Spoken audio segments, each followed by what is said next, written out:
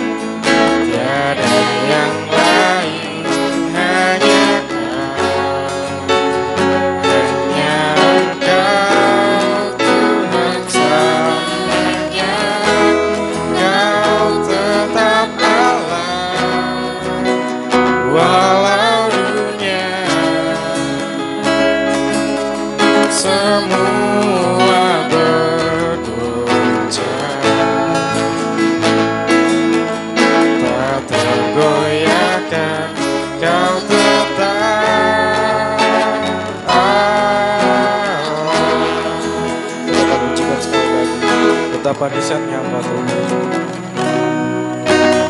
Betapa dahsyat Engkau Tuhan, mencipta segala yang ada. Dulu, sekarang, sampai selamanya.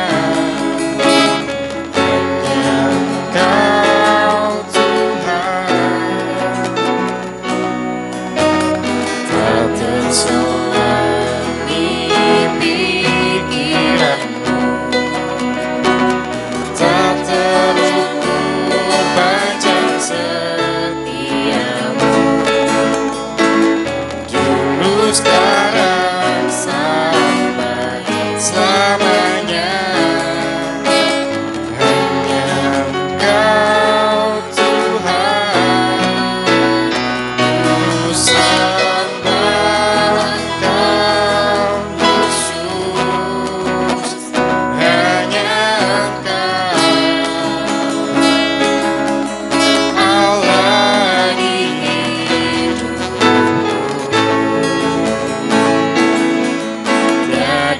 yang lain, hanya Kau, hanya Engkau Tuhan selamanya.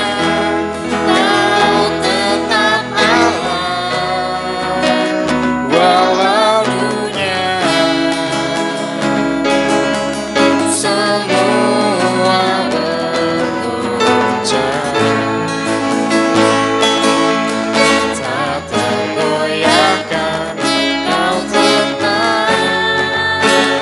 Allah.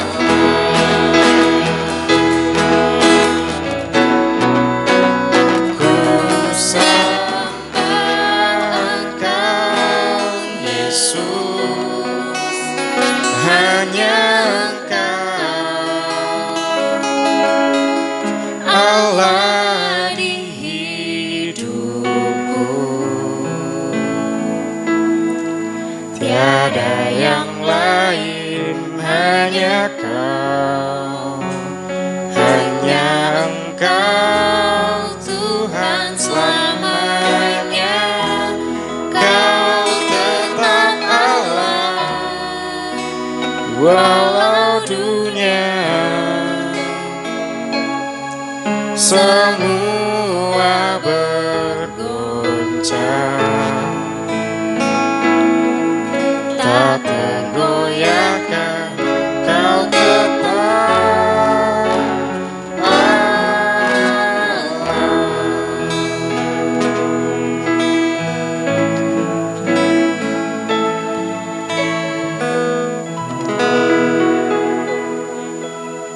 Mari kita akan bersatu dalam doa. Tuhan, terima kasih atas penyertaan-Mu pada malam hari ini. Kami dapat berkumpul di rumah kami masing-masing, Tuhan, untuk mendengarkan renungan firman-Mu yang akan disampaikan melalui hamba-Nya, Tuhan. Tuhan, kiranya Tuhan Kau berikan kami hati yang tunduk kepadamu dan telinga yang mendengarkan akan firman Engkau, Tuhan. Terima kasih Tuhan, kiranya Tuhan menyertai jalannya ibadah renungan kami pada malam hari ini. Terima kasih Tuhan, dalam nama-Mu kami sudah berdoa dan mengucap syukur. Amin. Mari kita akan sambung dengan pujian Tiba Saatnya.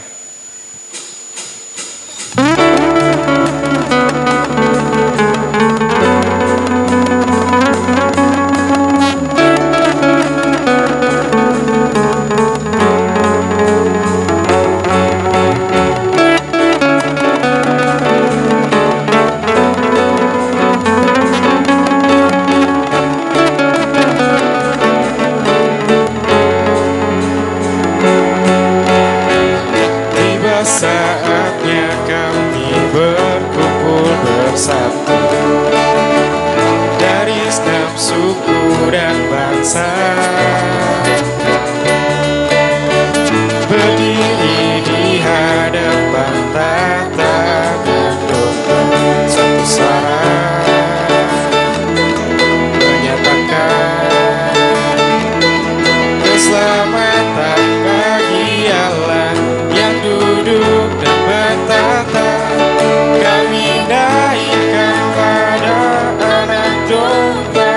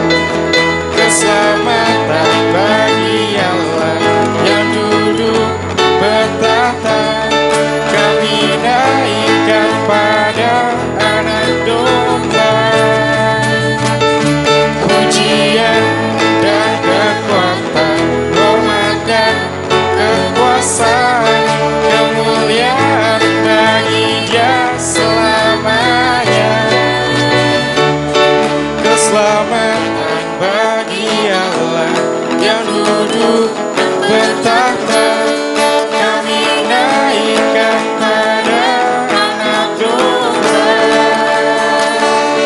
Pujian dan kekuatan, hormat dan kekuasaan, kemuliaan bagi Dia selamanya. Keselamatan bagi Allah yang duduk dan bertahta, kami naikkan pada anak domba. Pujian dan kekuatan, hormat dan kekuasaan, kemuliaan bagi Dia selamanya. Kemuliaan bagi Dia selamanya. Kemuliaan bagi Dia selamanya.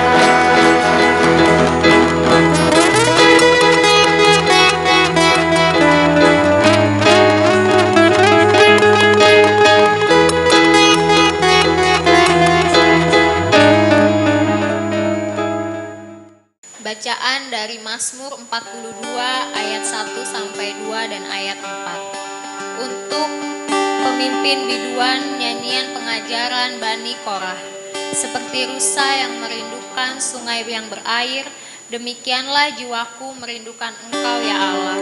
Jiwaku haus kepada Allah yang hidup. Bilakah aku boleh datang melihat Allah? Inilah yang hendak ku ingat. Sementara jiwaku gundah gulana, bagaimana aku berjalan maju dalam kepadatan manusia, mendahului mereka melangkah ke rumah Allah dengan suara sorak-sorai dan nyanyian syukur, dalam keramaian orang-orang yang mengadakan perayaan. Mari kita akan sambung dengan pujian seperti rusa yang haus.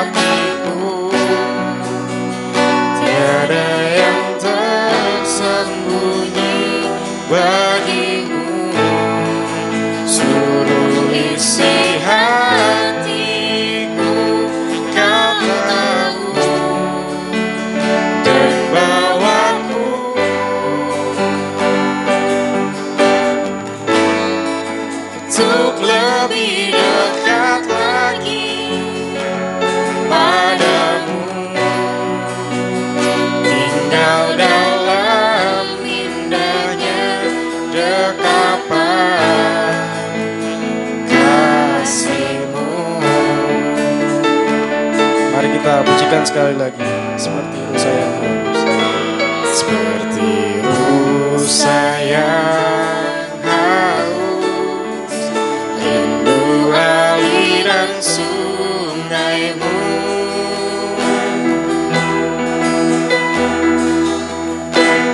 Hatiku tak tahan menunggu bagai tanah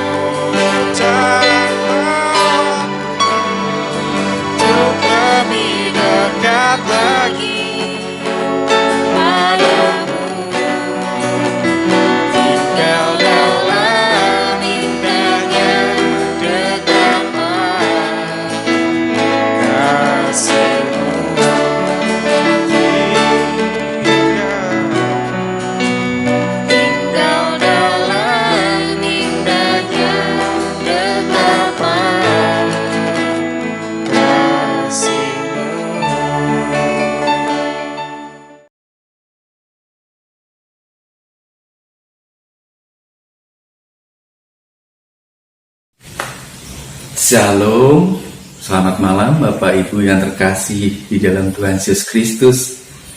Kembali kita akan belajar bersama-sama tentang firman Tuhan yang malam hari ini untuk mempersiapkan kita bisa berdoa bersama-sama. Dan sebelumnya kita akan mencoba untuk memahami arti daripada Natal buat kita semua. Dan bulan ini Pak Pendeta sudah berikan tema untuk kita bisa belajar mengenai Emmanuel, di mana penyertaan Tuhan untuk kita, umatnya yang sangat dikasihi, untuk bisa kembali bersama-sama berada di surga bersama Tuhan. Bapak Ibu yang terkasih dalam Tuhan, kita akan coba memahami arti penyertaan ini buat kehidupan kita. Saya terkesan, bahkan banyak orang juga, akan kisah dari satu tokoh Alkitab kita, di mana dia seorang yang sangat perkasa, seorang pahlawan yang sangat dihargai oleh umat Israel, dan dia juga bisa membawa kemenangan buat Israel keluar dari penjajahan yang dilakukan oleh bangsa Median. Dia adalah Gideon, yang mana tokoh ini juga menjadi inspirasi saya saat saya disuruh memilih nama buat baptisan saya. Dan malam hari ini kita coba cermati bagaimana kisah Gideon ini, yang mana orang juga mengenal keperkasaannya, kegagahannya, keberaniannya. Tetapi di sisi lain ada hal yang patut kita juga bersama-sama ketahui, bahwa ada satu kekurangan yang dimana mengesankan dia seorang yang pengecut, cemen gitu ya. Dan itu kita bisa lihat di dalam satu ayat yang ada di dalam kisah Gideon ini, di dalam Hakim-Hakim. Kita akan baca bersama-sama Hakim-Hakim pasal 6 ayat 11 sampai dengan 16. Saya akan baca untuk kita semua ya. Kemudian datanglah malaikat Tuhan dan duduk di bawah pohon terbanting di Ofra, kepunyaan Yoas orang Abiezer. Itu sedang Gideon anaknya mengirik gandum dalam tempat pemerasan anggur agar tersembunyi bagi orang Median. Malaikat Tuhan menampakkan diri kepadanya dan berfirman kepadanya demikian. Tuhan menyertai engkau ya pahlawan yang gagah berani. Jawab Gideon kepadanya, Tuanku, jika Tuhan menyertai kami, mengapa semua ini menimpa kami? Di manakah segala perbuatan-perbuatannya yang ajaib yang diceritakan oleh nenek moyang kami kepada kami ketika mereka berkata, bukankah Tuhan telah menuntun kita keluar dari Mesir? Tetapi sekarang Tuhan membuang kami dan menyerahkan kami ke dalam cengkraman orang Median. Lalu berpalinglah Tuhan kepadanya dan berfirman, pergilah dengan kekuatanmu ini dan selamatkanlah orang Israel dari cengkraman orang Median. Bukankah aku mengutus engkau? Tetapi jawabnya kepadanya, Tuhanku, dengan apa akan kuselamatkan orang Israel?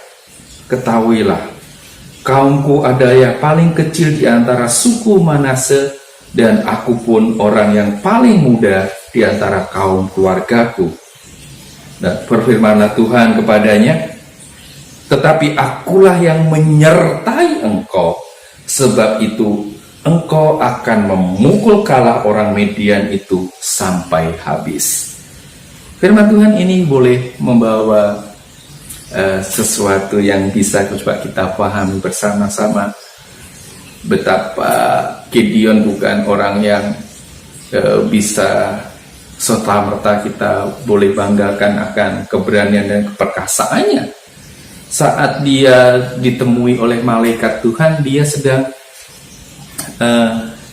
mengirik gandum atau memilah gandum, membersihkan bulir gandum itu di dalam tempat pemerasan anggur. Kalau di Israel itu untuk mengirik anggur, mengirik gandum biasanya di ladang gandum yang sudah dipanen, dan mereka akan bersihkan, pilah, dan diirik dengan angin yang mungkin bisa membantu memisahkan antara jerami dan biji gandum.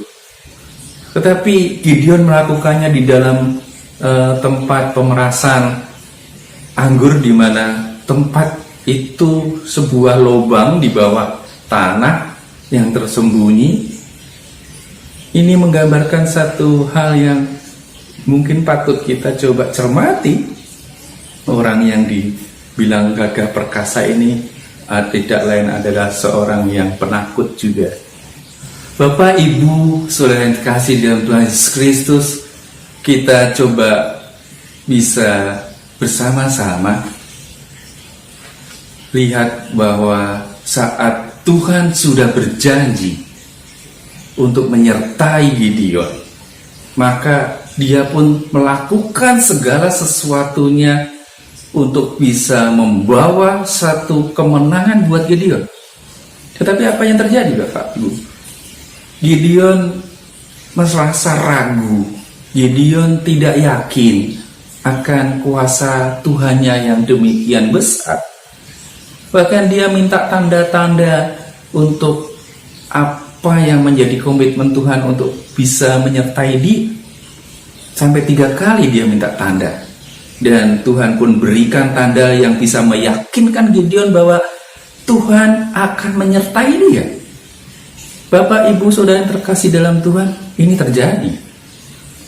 Saat Gideon pun melakukan pekerjaannya, dia memilih orang-orang untuk bisa menjadi tentara, bisa melakukan perlawanan terhadap musuhnya. Tuhan sendiri yang melakukan untuk bisa mengaudisi tentara itu dari begitu ribuan banyaknya sampai ke 300 orang saja yang dipilih oleh Tuhan. Ini Tuhan sendiri yang melakukan. Dia memberi petunjuk-petunjuknya kepada Gideon, dan Gideon melakukan itu semua. Dan itu menjadi satu hal yang boleh kita coba pahami, bahwa itulah Tuhan kita yang maha agung, mau kasih, yang mana telah menjanjikan sesuatu, maka dia sendiri yang melakukannya. Bahkan saat Gideon menyerang bangsa Midian, Tuhan membuat bangsa ini saling berantem sendiri, berperang sendiri, dan akhirnya mereka juga punah saat itu juga. Dan Gideon tinggal melakukan sisa-sisanya saja. Bapak, Ibu, saudara yang terkasih dalam Tuhan, hal ini menjadi satu keyakinan kita, memotivasi kita bahwa Tuhan yang sudah berjanji menyertai kita, bahkan Tuhan yang Allah yang di surga datang ke dunia ini 2000 tahun yang lalu untuk boleh membawa kita datang ke tempatnya di surga sana nanti saatnya tiba untuk kita, karena Tuhan sudah berjanji bahwa barang siapa yang percaya kepada Dia, maka Dia pun akan menyediakan tempat buat umatnya. Nah, janji ini boleh kita pegang, penyertaan Tuhan yang sudah Gideon rasakan sedemikian rupa. Bagaimana dengan kita? Janji Tuhan untuk kita semua yang percaya ini untuk membawa kita ke surga kelak. Bagaimana tanggapan kita? Bapak, Ibu yang terkasih, Mari bersama-sama kita coba sadari, pahami dari pengalaman Gideon yang sedemikian unik. Orang yang perkasa tetapi juga pengecut juga. Apakah kita juga sama seperti Gideon? Banyak minta tanda-tanda sehingga kita pun salah-salah tidak sampai di surga yang Tuhan sudah janjikan. Itu yang boleh coba kita renungkan. Bagaimana respon kita terhadap janji Tuhan akan penyertaannya yang mana Tuhan sendiri sudah datang ke dunia ini 2000 tahun lalu untuk kita semua. Baik Bapak Ibu, selamat berdoa. Tuhan Yesus memberkati.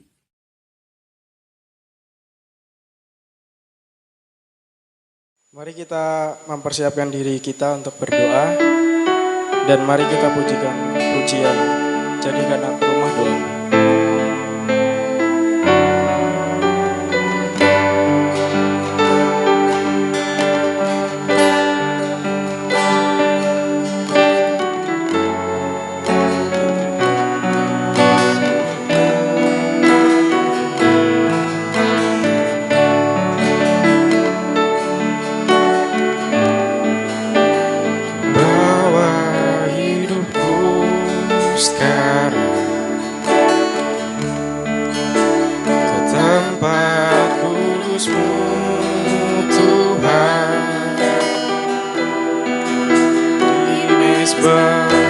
Ku serahkan seluruh hidupku,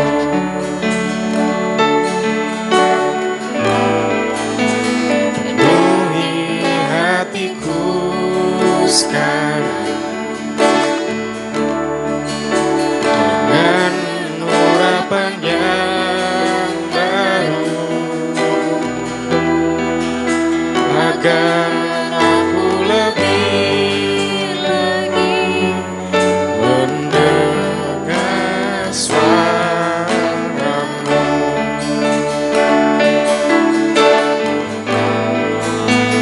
Jadikan aku Tuhan rumah doa-Mu, agar semua suku bangsa datang menyembah-Mu.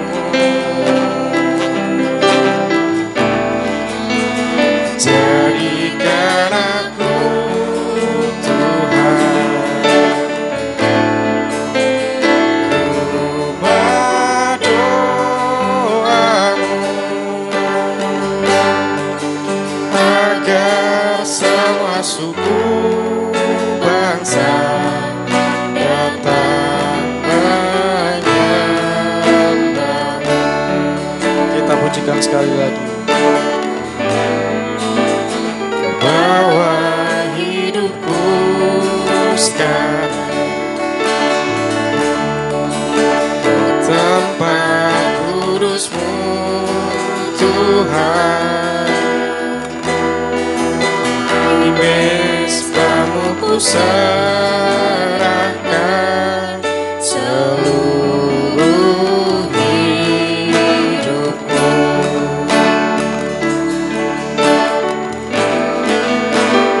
penuhi hatiku sekarang dengan urapan yang baru,